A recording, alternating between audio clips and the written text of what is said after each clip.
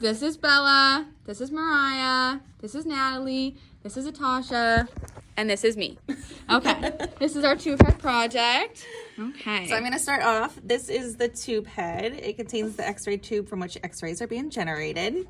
This is the metal housing on the outside right here. It surrounds the x-ray tube and transformers, protects the tube, grounds the high voltage component, contains the x-ray tube that produces dental x-rays. This is the PID, or the positioning indicating device, and it aims and shapes the x-ray beam. Okay, so Professor Abrams, this is our insulating oil in here. This surrounds our x-ray tube head and the transformers, and this also prevents the tube head from overheating. Okay, and then the lead collimator limits the radiation output of the x-ray source by absorbing photons and focusing the radiation to the area of interest. And then down here, put the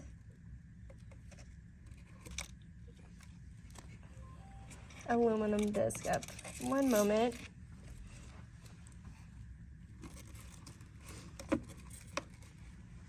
Just hold it. Okay. The aluminum disc filter out the non-penetrating longer wavelength x-rays. Okay, like Mariah said, we just talked about the lead collimator and the aluminum disc. So it goes lead collimator first, then aluminum disc second, and then the tube head seal is third.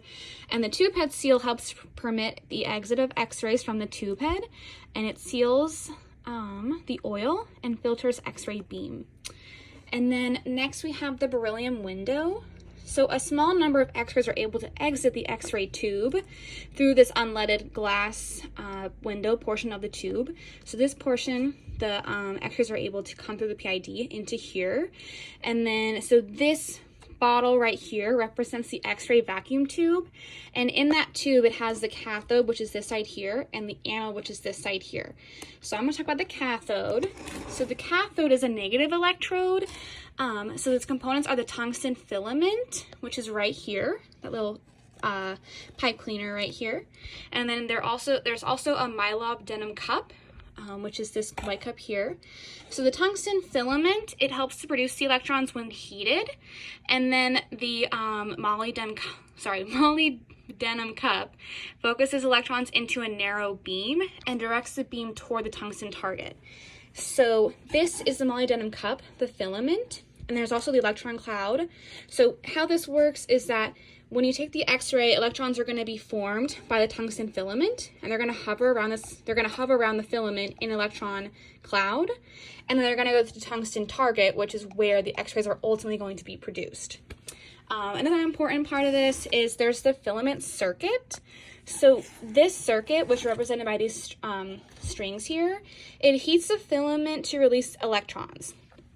So that's important because we want the electrons to be released, because once they're released, then they can hover and then they can go to the tungsten target and produce that x-ray. Some important measurements when taking an x-ray is we have the milliampere, which helps to measure the amount of current passing through the wires of a circuit. So a big thing with milliampere is the amount, the quantity. And then there's also the kilovoltage, which measures the electrical force that causes electrons to move from a negative pole to a positive pole. So cathode is a negative pole, anode is a positive pole. So the kilovolt is going to help to propel that those electrons to the cathode, from the cathode to the anode. So it's going to push them over there. The more voltage you have, the faster it'll go. Thank you. So then we have the anode, which is a positive charge electrode, and then the components is a tungsten target, which directs X-ray in one direction to become the primary beam. And then we have two types of radiation, which is general radiation, that just basically produces when high-speed electrons are stopped or slowed down by the tungsten atom of the target located inside the dental X-ray. And then we have characteristic radiation, which is produced when the high-speed electron collides with an orbiting K-shell electron of the tungsten target.